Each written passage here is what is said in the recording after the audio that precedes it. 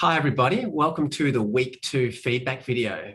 This is Richard and Craig coming to you again. Yeah, and Craig, everybody. Yeah, and some really interesting comments this week again, Craig. Stress, very popular topic.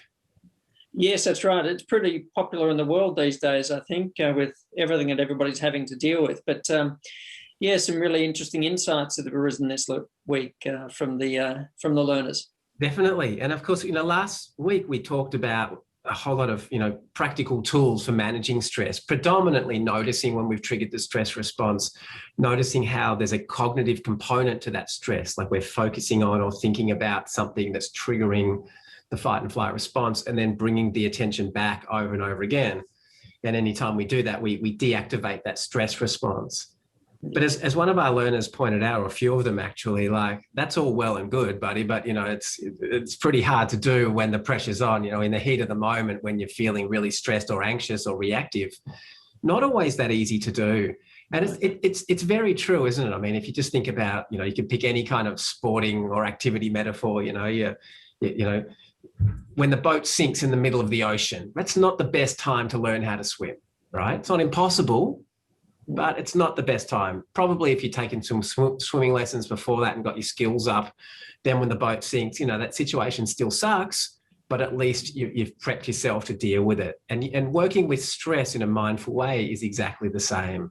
What we want to do is to meditate in a dark, quiet room, and practice being present throughout the day. And then when we find that we are feeling stressed and triggered in some way, we're more able to notice that, bring our attention back to what's actually happening, to not react to the physical sensations in the body, all those things that help us to manage the stress better. Yes, and these things do take time. Like if you're playing golf and the conditions are very nice and no breeze, it's easier to keep the ball on the fairway. But when there's a breeze howling, and we shouldn't be surprised that it's a lot harder. And it's just a process that takes time. But if we build up in the easy situations, practicing being mindful, then the slightly harder ones, then we might find in the midst of really sometimes quite a confronting situation, we can be surprisingly mindful. But we have to have put in a few hard yards before then, to, as it were, to luck out and be mindful in really challenging moments, because we're all a work in progress. Yeah. Now, Craig, speaking of practice, we're making it sound like sitting there in the chair meditating is actually the easy part, but it's not always the easy part, is it? There were some interesting comments around the formal meditation practice. Well, it's the most revealing thing. In some ways, it's the hardest because when we're still and just being present, it shows us a lot more in the stillness and in the silence, as it were. Like in a white background, the little flecks and marks and so on are much more obvious. So the distractibility of the mind, all these things become more obvious. And so in some ways, the formal practice is quite challenging. It can be quite challenging. Some learners have noticed, and one in particular talking about concentrating on the breath, making it tense, not relaxed, even to a point of getting a headache. And some people notice they get quite anxious when they pay attention to the breathing. And rather than criticizing what's happening or thinking that we're not getting it wrong, if we're noticing something like that, that's a good time to get curious and to get gentle. Curious, I mean, because there's probably something going on behind the scenes that we're not actually noticing. For example, I like to use a word like resting the attention rather than trying to hold the attention. Letting thoughts come and go rather than trying to keep thoughts out. Yep. So because very often there's a trying, there's a doing, there's a kind of a forcing attitude in the background that's putting tension on a situation that is really not about that. That's right. And we may not be noticing. We might be sort of keeping other things out and focus. But we're actually using force when we don't want to and don't in fact need to.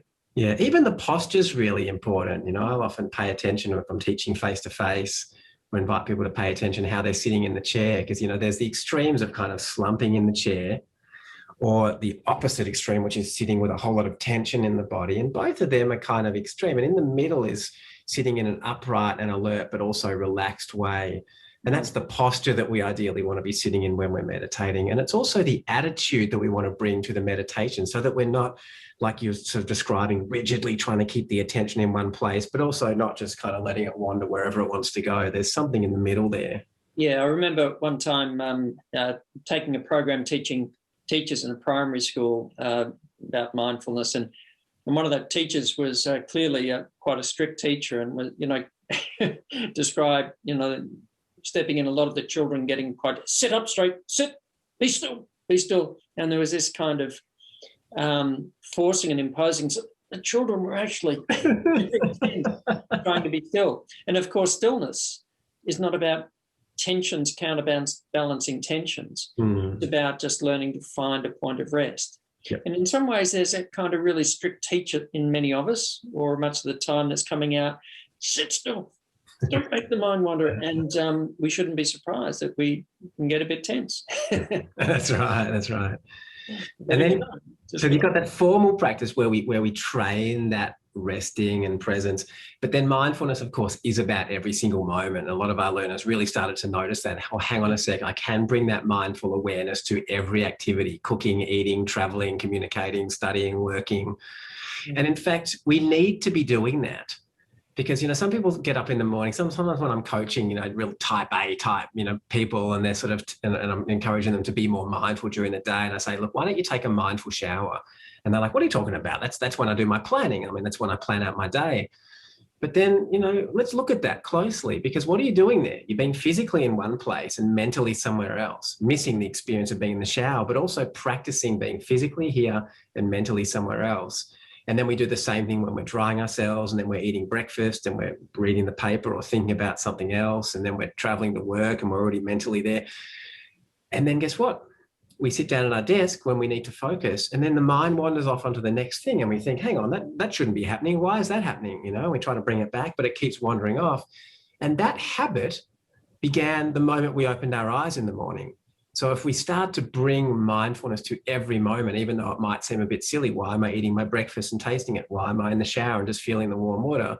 What we're doing is we're really cultivating this sense of mindfulness, so that later on, when we do need to focus, we're just more able to do that. Well, that's right. And it's this habitual tendency to overthink things, to worry about things. Worry likes to pretend to be useful. It does impersonations of useful things, like planning and preparation, but it's actually just worry. And so what we can do if we're mindful in the simple moments is have lots of moments of mental rest. As you said, in the shower, just walking through the park to work or whatever it might be, we can get lots of mental rest. But that is a preparation for the next activity, because we step into the next activity with a more engaged, attentive state of mind, which will be very useful. Yep. But the informal practice absolutely matters. Totally. Yeah. And some great questions as well around the science behind mindfulness. Yeah. And I think this is a really important topic. If there weren't, initially tens and then hundreds and now thousands of new papers on mindfulness in peer-reviewed journals every year, then we wouldn't be running a course like this. So there's a lot of interesting science about brain changes and aging, and a lot of learners are very interested, because I think for many of us it helps to get the horse to the water, as, oh, the evidence is there. Then we get into the practice and start drinking. But there was a question related to, well, for something like MBSR, how is it that it helps with anxiety or chronic pain? Is it the meditation practice? Is it the tray mindfulness? Is it the brain changing? And it's kind of all of those things. But I think it really starts, formal and informal practice, of cultivating two things: attention and attitude. With pain, anxiety, depression, other things we find uncomfortable, the attention gets fixated on the very things that we're trying not to experience. And then we're reactive to it. And of course, that amplifies the suffering associated with them enormously. It escalates their intrusiveness. And so with mindfulness, we can learn to notice things without the attention being fixated, and gently give our attention to something else, something more useful, and to lower the level of reactivity, a more accepting and gentle attitude. And then the brain changes, and then the physiology changes, and then all sorts of other things change. But as a result of cultivating that state of awareness and that disposition of mind. Yeah, great point. So next week, Craig, we're going to be looking at another really popular topic. We're going to be busting open the myth of multitasking and looking at how unitasking, giving our attention to one thing at a time, is actually a really good way to boost our productivity at whatever we're doing, whether it's work or doing the dishes. And we're also going to look at the cognitive practices, which are those implicit aspects of mindfulness, like presence of mind and acceptance and non-judgment, and ways of bringing them more into our conscious awareness. So stay tuned for that. It's going to be a great week. But until then, happy practicing, and we'll see you all next week.